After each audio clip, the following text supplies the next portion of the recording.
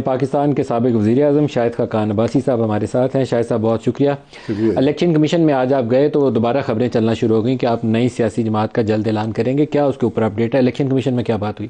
نہیں دیکھیں، ایک پولیٹیکل انیشیٹو تو ایک کام تو ہو رہا ہے، سیاسی جماعت میں نے پہلے بھی کہا تھا بننی اسپیس بھی ہے، بننی بھی چاہیے، اس پہ ہم کام کر رہے ہیں۔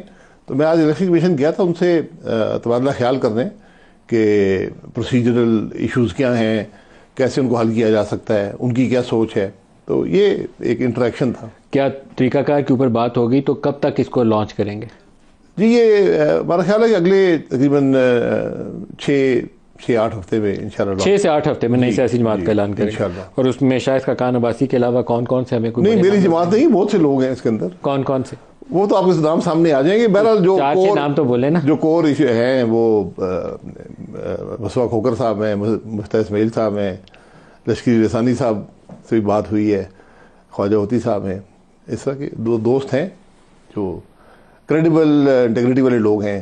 تو اس کا مطلب ہے مئی کے آخر تک ہم توقع رکھیں کہ آپ کی جماعت میدان میں ہوگی؟ جی انشاءاللہ۔ اور نام کے کوئی پارٹی کے نام کے اوپر بھی کوئی سوچ؟ نام پہ کچھ نام تجویز ہم کیے گئے ہیں، ان پہ کام کر رہے ہیں۔ اچھا، آپ بھی کوئی اگر بہتر نام تجویز، 170 جماعتیں اکثر نام لیے جا چکے ہیں۔ اچھا، صرف پاکستان مسلم لیگ جو ہے میرے خیال ہے کوئی 11 کے قریب ہے۔ تو آپ نے یہ بھی سوچا ہے کہ کوئی مسلم لیگ کا ہی کوئی نیا چیپٹر، جیسے نواز شریف نے نون لگایا ہوا ہے، آپ بھی کچھ ایسا سوچیں؟ نہیں، یہ کنسیڈر ہوا تھا لیکن ہم نے کہا نہیں، تھوڑی اس میں جدت ہونی چاہیے نام۔ یا جنرل مشرف صاحب نے ایک وہ آل پاکستان مسلم لیگ بنائی تھی، اس طرح کا بھی آئیڈیا؟ جی عوامی مسلم لیگ بھی ہے جی۔ عوامی مسلم لیگ تو شیخ صاحب کے پاس؟ جی کافی ہے، ابھی تک قیوم صاحب کی والی بھی موجود ہے۔ وہ بھی موجود ہے؟ موجود ہے جی۔ یا پاک سرزمین پارٹی ایک کراچی میں بنی تھی، ویسا کچھ نام لے نہیں، سکتے ایسی بہت، میں کہا 170 جماعتیں موجود ہیں۔ آپ کا نام کیا ہے وہ نہیں ابھی آپ بتائیں گے؟ وہ کرتے ہیں نا، میرے نام بتاؤں گا میں تو بتائیں گے تو میں تو ٹی وی پہ چلاؤں، میں تو جلدی، میرا کام تو خبر رپورٹ کرنا ہے نا جی۔ نہیں آپ کا، میرے سے آپ نے مشورہ کیا تو خبر چل جائے گی ٹی وی پہ۔ تو سر موجودہ نظام کے اوپر آپ کی کیا رائے ہے؟ یہ نظام کب تک چلے گا ایسے؟ نہیں، موجودہ نظام ایک دن بھی نہ چلا ہے نہ چل سکتا ہے، یہ بات چلا ہے نہ چل سکتا ہے، بالکل۔ یہ وقت ضائع کریں گے ملک کا، کیونکہ صلاحیت کی کا ایشو بھی ہے۔ یہ وہی آپ کے خیال میں شہباز شریف جو ہے is not a capable person? آپ بتا دیں۔ میری تو ان کے متعلق رائے یہی ہے، آپ کا بھی بول؟ مجھے تو آپ کی رائے کا پتہ ہے، ویسے ہی آپ سے پوچھ رہا ہوں۔ آپ اپنی رائے بتا دیں آج۔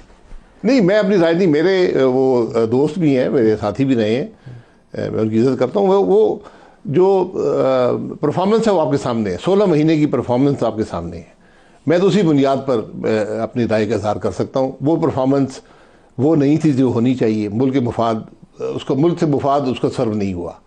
تو اگر وہی پرفارمنس لے کر آپ چلیں گے، وہی سوچ رکھیں گے، وہی آپ کی کابینہ ہوگی، وہی معاملات ہوں گے، تو پھر معاملہ نہیں چلے گا۔ تو اس لیے آج 2 مہینے سے زیادہ ہو گئے، کیا آپ کو حکومت نظر آتی چلتی ہوئی؟ آج پورے 2 مہینے ہو گئے الیکشن کو۔ سر ایک مائنورٹی گورنمنٹ سے آپ کسی جادو کی توقع کیوں رکھتے ہیں؟ پہلے تو یہ وہ حکومت ہے جس کو حکومت میں ہونا نہیں چاہیے تھا، یہ پارٹی اکثریت میں نہیں تھی، تو آپ اس سے توقع رکھیں گے ڈیلیور کر دے گی، پاکستان کے مسائل کا حل کرے گی، تو خام خیالی ہوگی۔ سب سے بڑا فیکٹر وہ بھی ہے کہ آپ کا مینڈیٹ جو ہے اس پہ شک و شبے کا اظہار کر دیا گیا ہے، تو پھر وہ اکثریتی جماعت تو نہیں ہے نا، کم از کم 100 نشستیں ہوتی تو کہتے ہیں ہماری 100 نشستیں جیتے ہیں۔ دیکھیں، اکثریتی یا اقلیتی کی بات نہیں ہوتی، اگر آپ کام کرنا چاہیں تو اقلیتی جماعت بھی کام کر لیتی ہے۔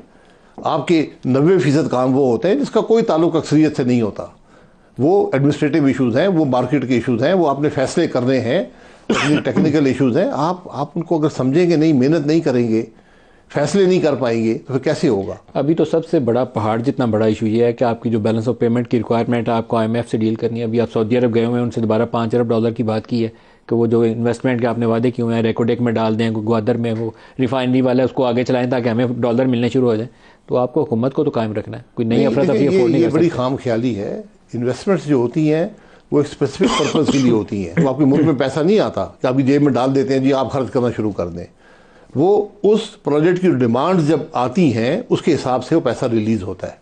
آپ کے خیال میں موجودہ حکومت کامیاب ہو جائے گی؟ $25 سے $30 ارب سالانہ ریکوائرمنٹ ہے فار نیکسٹ 3 ایئرس۔ جی میں کہہ رہا ہوں بہت مشکل ہے، اس لیے جی ناممکن سمجھ لیں۔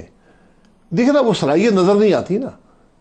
ناممکن آپ کہیں گے تو پھر تو چانسز کم ہو جاتے ہیں۔ میں آپ کے سامنے رکھ دیتا ہوں، پاکستان کو بھی تو آگے چلانا۔ اگر مینڈیٹ بھی تھی تو پھر اس کے لیے آپ کو اپنے معاملات کو بدلنا پڑے گا۔ کیا کرنا پڑے گا؟ آپ کو مینڈیٹ کا احترام کریں، اگر چلے آپ نے جو بھی ہو گیا اب سب کو اکٹھا بیٹھنا پڑے گا۔ یہ تفریق جو ہے، یہ انتشار جو سیاسی انتشار ہے یہ نہیں چلے گا. پھر آپ انویسٹمنٹ کی بات کرتے ہیں. جس ملک میں جج انصاف مانگ رہے ہوں, جس ملک کے ہائی کورٹ کا جج اوپنلی 1 نہیں 6 یہ لکھ کر کہیں کہ مجھے اپنے فرض منصب کی ادائیگی سے روکا جا رہا ہے, اور اس کے بعد اینتھریکس والے کھاتا آ جائیں. جی اینتھریکس سر وہ تو پتہ نہیں اینتھریکس ہے کہ جو بھی ہے پاؤڈر تو ڈال کے بھیج وہ دیں. تو تماشا ہے نا. جو باہر سے انویسٹر ہے وہ کہتا ہے جس ملک میں ہائی کورٹ کا جج انصاف مانگ رہا ہے, ہدایت مانگ رہا ہے کہ میں انصاف کروں یا نہ کروں, تو میرا وہاں کیا بنے گا؟ یہ سب چیزیں جڑی ہوتی ہیں آپس میں. انویسٹمنٹ جس ملک میں انصاف کا نظام نہ ہو, جہاں پر عدالتیں کام نہ کر سکیں, وہاں انویسٹمنٹ نہیں آتی. کیا عمران سے اسٹیبلشمنٹ کی بات چیت ہونی چاہیے؟ سر وہ اسٹیبلشمنٹ جانے اور وہ جانے, بات چیت سب سے ہونی چاہیے. ایک Imran Khan P T I ایک حقیقت ہے, انہوں نے سب سے زیادہ سیٹیں حاصل کی ہیں سلیکشن کے اندر, باوجود اس کے جو سب کچھ ہوا. اب عمران خان صاحب کی ذمہ داری ہے کہ اپنے آپ کو سیاسی دھارے کے اندر لائیں. یہ جو گالی گلوچ کی سیاست انہوں نے اپنی حکومت کے اندر بھی رکھی, اس کے بعد 16 مہینے جب وہ عدم اعتماد سے ہٹائے گئے پھر بھی وہی سیاست رکھی, ایک کنفرنٹیشن کی سیاست, ایک تباہی کی سیاست. اگر وہ اس وقت اسمبلی میں آ کے اپوزیشن میں بیٹھتے, جو کہ ان کا حق بھی تھا اور ذمہ داری بھی تھی, تو آج ملک کے حالات فرق ہوتے, ان کے حالات بھی فرق ہوتے. آج بھی اگر اپوزیشن کریں ملک کے اندر, کیا ان کو چھوڑا جا سکتا ہے؟ کیونکہ ان کے اوپر بعض کیسز ہیں جس کا ججوں نے بھی حوالہ دیا ہے, یہ سائفر والا ہے, یہ توشہ خانہ والا ہے, یہ فضول سے کیسز ہیں, یہ اسٹے نہیں کر سکتے سینئر کورٹس میں, ہائی کورٹس میں یا سپریم کورٹ میں اٹھ جائیں گے. بات یہ ہے کہ چھوڑا جانا چاہیے عمران کو یا نہیں چھوڑا جانا چاہیے؟ دیکھیں میں نے تو اندر نہیں کیا کہ میں چھوڑوں گا. بات یہ ہے کہ آپ کی جوڈیشری نے فیصلہ کیا نا, میں وہی اسی بات پہ آ رہا ہوں. جب آپ انصاف کے نظام میں مداخلت کریں گے, جب آپ جعلی فیصلے دلوائیں گے, میاں نواز شریف کا کیس آپ کے سامنے ہے. باہر کا جو انویسٹر وہ دیکھتا ہے یار ان کے وزیر اعظم کے ساتھ کیا ہو رہا ہے, مجھے تو چھوڑے میری کیا حقیقت ہے. وہ کہتا ہے وزیر اعظم کے ساتھ یہ حرکتیں ہو رہی ہیں, تو پھر وہ معاملہ چلتا نہیں ہے. آپ دیکھ لیں جب تاریخ ہے ہماری کہ جس سیاسی لیڈر پر کیس بنا ہے, کیا وہ آخر کار ایکویٹل میں نہیں بدلا؟ یہ کیس جس طریقے سے سزا دیتے ہیں, وہ جج ارشد نے بھی جیسے سزا دی تھی وہ بھی پتہ ہے. ابھی بھی وہ جو جج صاحب نے سزا دی ہے توشہ خانے والے نے, اسی آ رہا تھا کیسے سزا. جی میاں صاحب کو جو ایک سزا دی گئی ہے, اسی جج نے عمران خان صاحب کو بھی سزا دی ہے. آپ کو بھی اس نے بلایا تھا؟ نہیں, میرے تو وہ ہمارے جج رہے ہیں نا, وہ زرداری صاحب کے جج بھی رہے ہیں, یوسف گیلانی صاحب کے جج بھی, راجہ صاحب کے بھی, سارے وزرائے اعظم ان کے سامنے پیش ہوتے ہیں. جج بشیر صاحب کمال کے ہیں, جو ان کو تو ہائیسٹ ایوارڈ ملنا چاہیے کوئی, ان کے سامنے کوئی 5 وزیر اعظم پیش ہوئے. ویسے میں ادارہ سے بیٹھا ہوں, وہ ان کو قانون آتا ہے قابل جج ہے, باقی فیصلے وہ جو بھی کرے.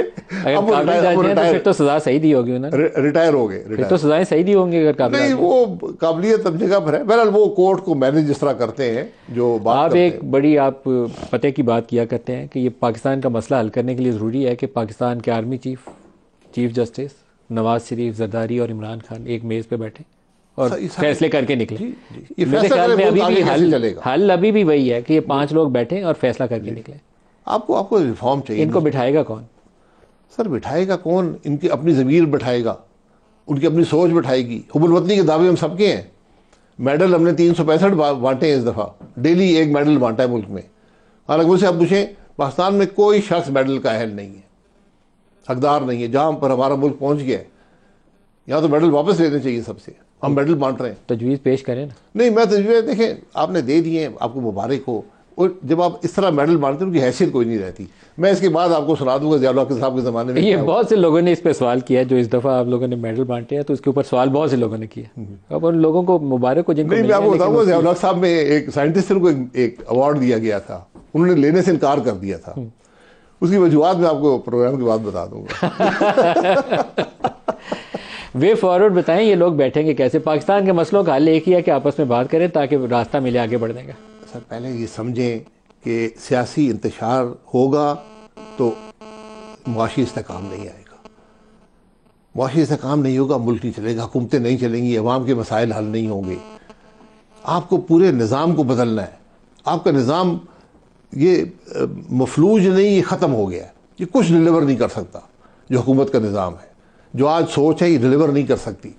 آپ کا جوڈیشل انڈیپینڈنس آپ کو چاہیے, جوڈیشری کا ریفارم چاہیے. پارلیمان کو دیکھ لیں, آج 3 سال ہے پارلیمان مفلوج ہے. سوائے گالی گلوچ کے وہاں پارلیمان میں کچھ نہیں ہوتا. اور اس کا اثر یہ ہوتا ہے کہ پچھلے جو اسمبلی تھی اس کے آخری 2 دن میں 65 یونیورسٹیاں پاکستان میں بن گئی. جس کو آپ نے کہا تھا کہ پیسے لے کے یونیورسٹی پیسے لے کے لگائے گی. کتنے پیسے لے کے؟